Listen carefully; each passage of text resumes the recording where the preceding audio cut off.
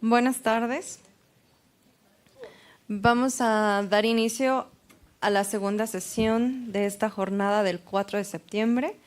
Voy a seguir el orden en el que aparecen nuestros ponentes en el programa y permítanme entonces presentarles a la doctora María Solange Maquero Ramírez, quien ella nos va a exponer el tema protección de datos personales, privacidad y la vida privada, la inquietante búsqueda de un equilibrio global necesario. Déjenme leerles unas líneas del currículum. Es doctora por el programa de Estado, Derecho y Políticas Públicas de la Universidad de Salamanca, España, y la cátedra Jean Monnet de la misma universidad. Es especialista en el análisis y diseño normativo de políticas públicas a través de la utilización de herramientas propias de la técnica legislativa, la mejora regulatoria y el análisis económico del derecho. También es autora y coautora de diversas publicaciones académicas, tanto nacionales como internacionales. Ha sido profesora en distintas universidades en México y también ha sido expositora en conferencias nacionales e internacionales en temas relativos a la protección de datos personales, transparencia y acceso a la información, libertad de expresión, acceso a la justicia, entre otros. Actualmente es profesora investigadora titular de la División de Estudios Jurídicos del Centro de Investigación y Docencia Económicas CIDE, miembro del Sistema Nacional de Investigadores, miembro del Comité Científico de la editorial Tirán lo Blanche, ediciones de la Universidad de Salamanca en España, del Consejo Editorial de la revista académica Estudios de Derecho a la Información del Instituto de Investigaciones Jurídicas de la UNAM, del Consejo Asesor de la Red para la Rendición de Cuentas y del Consejo Consultivo del Instituto Nacional de Transparencia, Acceso a la Información y Protección de Datos Personales, INAI, el cual actualmente preside. Bienvenida y le cedo la palabra, doctora. Muchísimas gracias, Evelyn. Muchísimas gracias también al INEGI y a Infotec por esta generosísima invitación. Siempre pues es un placer evidentemente hablar de estos temas, compartir algunas ideas y más en un medio, digamos, en un medio entre expertos, entre conocedores y en donde las inquietudes pueden ser incluso muy, muy diversas. Para iniciar yo quisiera hablar un poquito del mundo en el que vivimos. Efectivamente, cuando pensamos en el Big Data, pensamos pues evidentemente en volúmenes ingentes de datos, pero pocas veces nos ponemos a reflexionar que esos volúmenes ingentes de datos lo que están implicando es evidentemente también una cantidad inmensa de personas interactuando en el ciberespacio. Me parece sin lugar a dudas que esta idea es fundamental. Finalmente, el mundo hiperconectado en el que vivimos, pues lo que supone evidentemente son millones y millones de personas interactuando. Esta idea lo que implica pues es que hay flujos de información impresionantes, muchas veces son voluntarios, otras veces no lo son tanto. Efectivamente, cuando hablamos, por ejemplo, del intercambio de información a través de redes sociales, a través de comercio electrónico, pues estamos pensando mucho en esta idea de este intercambio voluntario. Sin embargo, a veces perdemos de vista otro tipo de intercambios en donde a veces incluso quienes están interactuando no son plenamente conscientes de lo que están haciendo. Un ejemplo son, por ejemplo, los videojuegos online, ¿no? Los videojuegos online, pues la verdad es que también implican un intercambio de información y en algunos casos esa información puede ser recolectada. Y en ese sentido, pues estamos pensando en un escenario bien distinto al que solemos ubicar estos temas. Asimismo, podemos pensar, por ejemplo, en las transferencias de información y no solo entre estados a través de la cooperación gubernamental, podemos pensar también en las transferencias sí gubernamentales, pero incluso internamente dentro de un país. Les comento que creo que ese es un tema poco olvidado. Actualmente las políticas públicas en México tienden, digamos, de alguna manera a tratar de integrar todos los sistemas informáticos y digámoslo de una manera muy sencilla, el uso de la e-firma, ¿no? Antes la firma electrónica para efectos estrictamente fiscales. Uno tramita su firma electrónica ante el SAT para efectos fiscales. El problema es que esa firma, al igual que nuestra credencial de lector, se está convirtiendo en un medio de identidad único para fines bien diversos. Y esto hay que ser muy cuidadosos, porque en el fondo nosotros hacemos un trámite para una cuestión específica, pero finalmente esos datos que estamos proporcionando, aunque sea con fines, digámoslo así, legítimos, ¿no?, para el cumplimiento de las funciones del Estado, sí me parece que debemos cuestionarnos hasta dónde se vale, hasta dónde mi firma electrónica puede servir para cuestiones de salud, o puede servir para cuestiones educativas, o puede servir para fines muy diversos para los cuales fue generada esa información. Habiendo dicho lo anterior, vean nada más, y esto es nada más para que se den una idea clara de qué cifras estamos hablando. Este es el informe global digital que hacen Hootsuite y We Are Social, y este informe lo que te refleja es que del total de la población mundial, ya estamos hablando aproximadamente de 7,000 millones de personas, más de 7,000 millones de personas, vean que 4,000 millones de personas son usuarios de Internet. Esto es más del 50%. De estas personas, más de la mitad se conecta a Internet a través de dispositivos móviles. ¿Esto qué implica? Pues evidentemente lo que te está diciendo esto, pues es la facilidad, la inmediatez, la disponibilidad que tenemos para utilizar esta red. En ese sentido, pues no nos sorprende que evidentemente el incremento del uso de Internet pues sea muy constante. Estamos pensando que el año pasado, por ejemplo, el uso de Internet se incrementó en un 7%. Esto no es malo, ni mucho menos, vamos, somos conscientes evidentemente que mucho de las políticas de Estado pues es reducir la brecha digital, es la inclusión, en fin, digamos que tiene muchas ventajas, sí, ciertamente, pero vean las cifras en ese sentido. Y lo que resulta más sorprendente de este informe es que el incremento es todavía mayor cuando estamos hablando ya de usuarios de redes sociales. Mientras que el incremento de, digamos, internautas es del 7%, el incremento de usuarios de plataformas sociales es del 14%. Esto, evidentemente, pues sí nos está diciendo algo, ¿no? Y en donde realmente sí se está convirtiendo, digamos, en un medio natural de convivencia para las personas. ¿Por qué se explica este incremento? Pues evidentemente las explicaciones pueden ser muy diversas, uno sí tiene que ver con política pública, pero sin lugar a dudas es por los beneficios que supone Internet. Si bien es cierto que aquí estamos hablando de la privacidad y la confidencialidad, por lo cual pondré el énfasis en los riesgos, ¿no?, del uso de Internet, no podemos perder de vista pues todos los beneficios que conlleva. Sí, el uso de Internet, sí, la generación de empresas, pues sí son potenciadores de una economía, ¿no? Y sí es verdad que nos facilitan la vida. Y más aún, ya jalándolo un poco a mis terrenos, de alguna manera, pues también tenemos que ver a Internet como un medio específico para potenciar el goce y ejercicio de los derechos humanos. Mucha literatura vamos a encontrar en torno, por ejemplo, a la libertad de expresión e información, de cómo efectivamente Internet logra potenciarlo, se convierte en una herramienta increíble para estos efectos, pero también ayuda para otros derechos. Pensemos, por ejemplo, el derecho a la educación con esta idea de las aulas virtuales, ¿no? Más en países que como el nuestro, pues sí hay comunidades, digamos, distanciadas, donde evidentemente construir una escuela puede ser mucho más costoso que establecer la infraestructura de banda ancha para poder facilitar estos servicios. Lo mismo en el caso de la salud, ¿no? Pensemos el derecho a la salud, donde ya es posible, por ejemplo, realizar diagnósticos e incluso tratamientos a distancia, y en ese sentido, bueno, también tiene unas grandes ventajas que conviene evidentemente no perder de vista.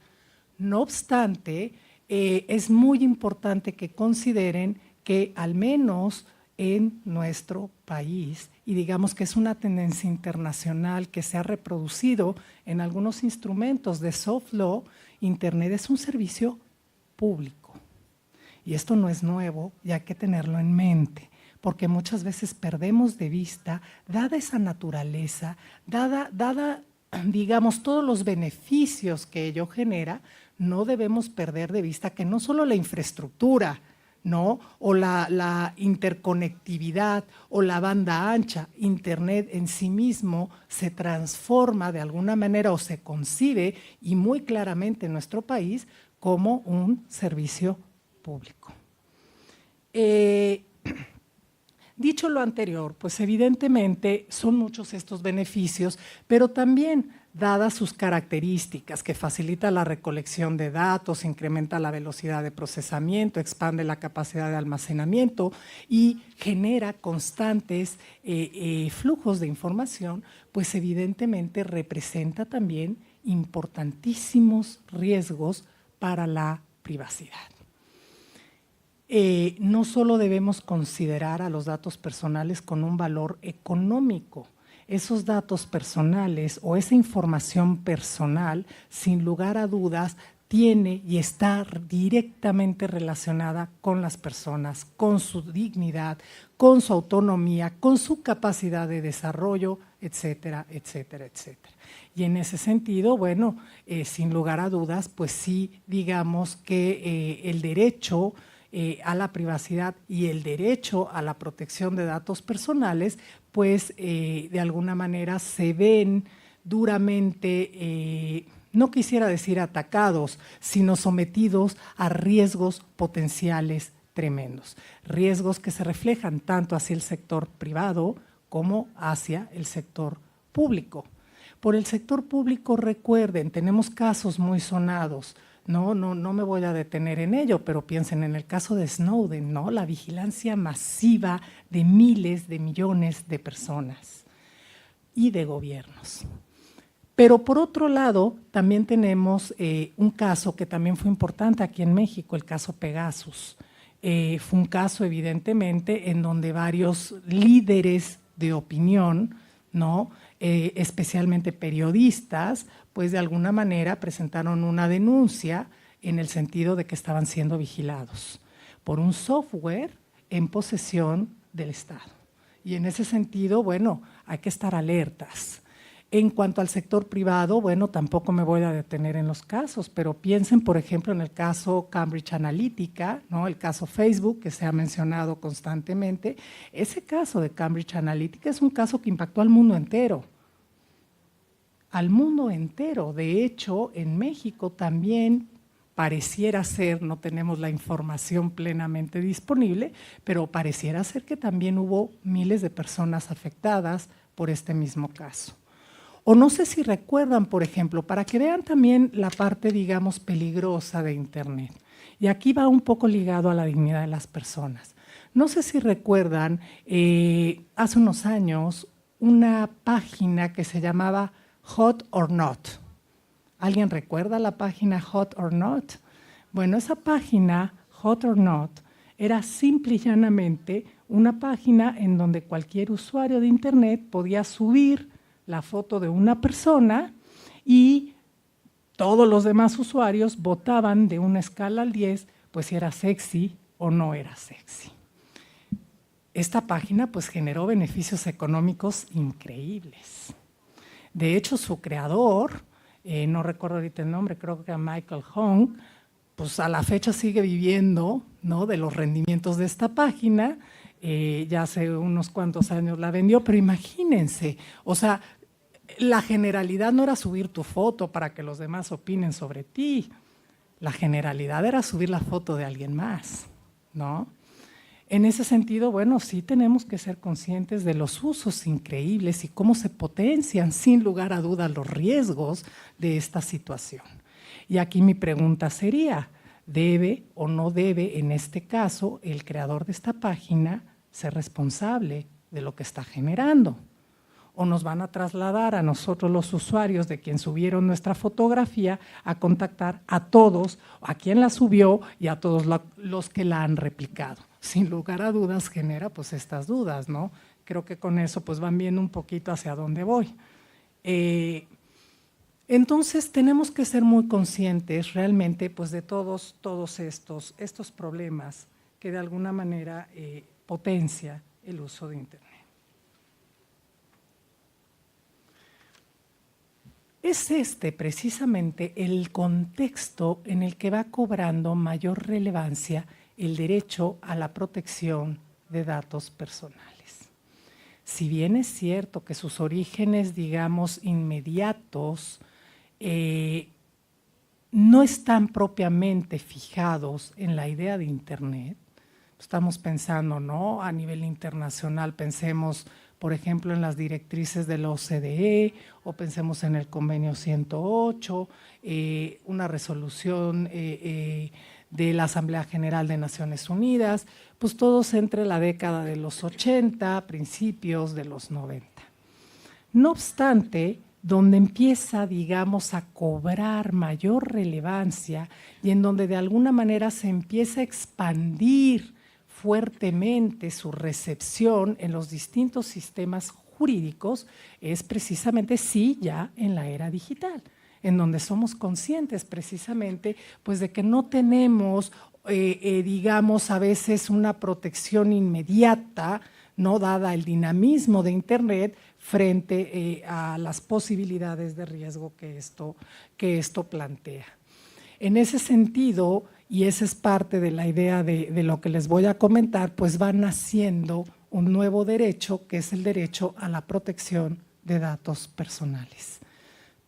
Y no crean, es problemático muchas veces, porque diríamos, sí son derechos protegidos desde hace muchos años, sí, no, porque en el fondo es un derecho que debemos considerar distinto y autónomo del derecho a la vida privada. Usualmente, cuando nos hablan de los orígenes del derecho a la protección de datos personales, suelen citar el artículo de Warren y Brandeis, ¿no? De The Right to Privacy, o te empiezan a mencionar una serie digamos, de literatura cuyo foco es la privacidad o el derecho a la vida privada. No obstante, protección de datos personales va adquiriendo vida propia, se va distinguiendo de alguna manera y va naciendo. Es un derecho humano, por eso, de nueva generación.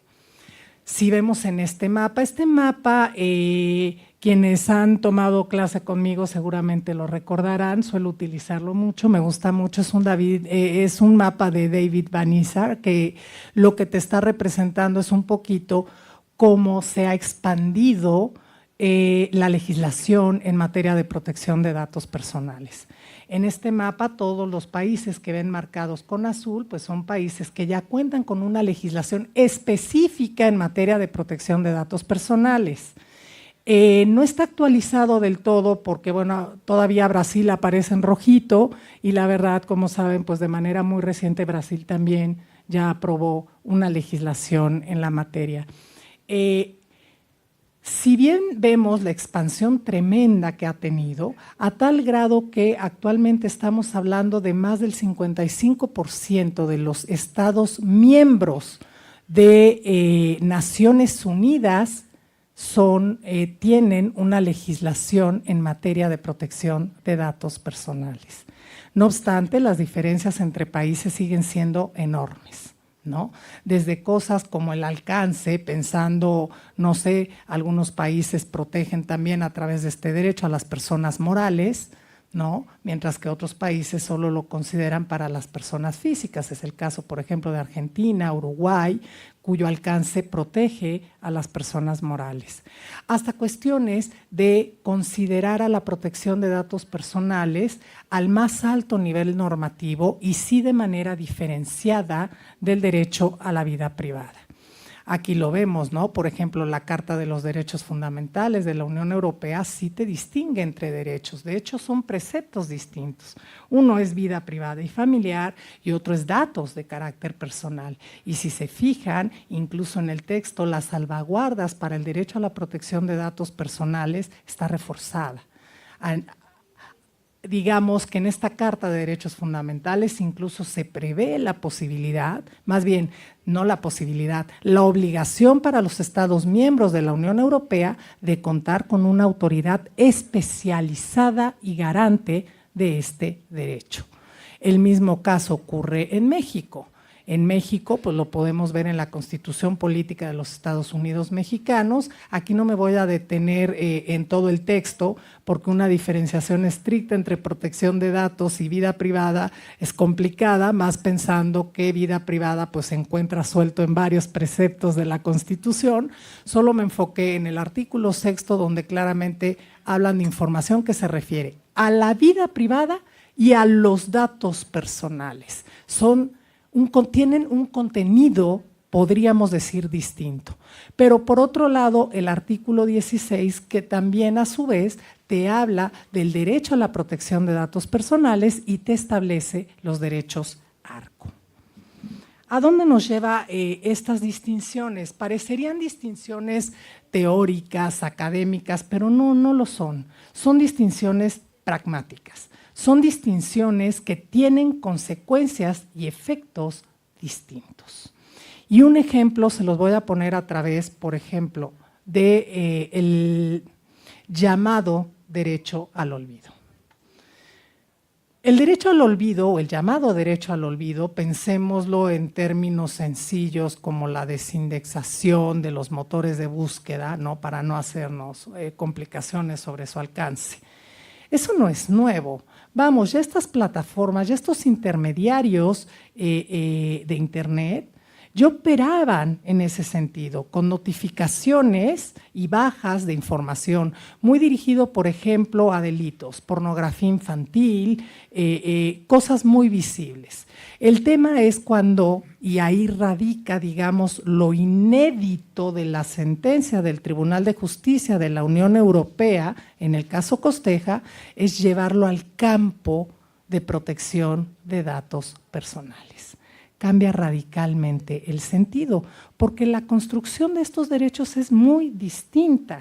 Mientras que el derecho a la protección de datos personales nace de alguna manera con un amplio contenido administrativo, digámoslo así, de derecho administrativo, donde hay una autoridad garante específica distinta a la autoridad jurisdiccional propiamente hablando, donde de alguna manera digamos que el core está puesto un poco en las obligaciones dirigidas a los responsables del tratamiento y cuyas consecuencias de incumplimiento pues son sanciones, generalmente multas.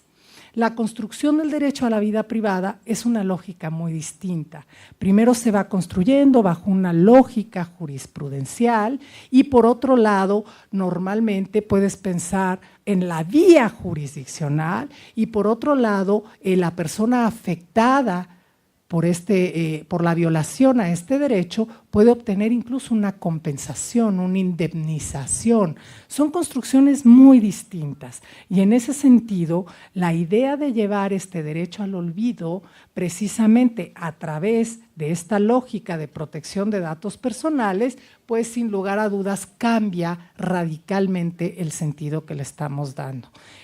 Con esto ya concluyo, ya se me terminó el tiempo. Solo quisiera decirles que en cuanto al derecho al olvido, sí efectivamente es un término equívoco que carece de significación propia, pues solo existe en la medida en que hace referencia a otros derechos reconocidos por el orden constitucional o legal. Van a encontrar resoluciones donde el derecho al olvido están hablando de vida privada, van a encontrar resoluciones de derecho al olvido en donde lo que se está hablando es el derecho al honor, a la propia imagen, etcétera, y van a encontrar resoluciones donde el derecho al olvido se está refiriendo específicamente al tratamiento de datos personales. Las consecuencias, insisto, son distintas. Sin embargo, sí creo, y soy una firme convencida de ello, que el derecho a la vida privada se torna insuficiente para garantizar la privacidad actual de las personas en el mundo online. Muchas gracias.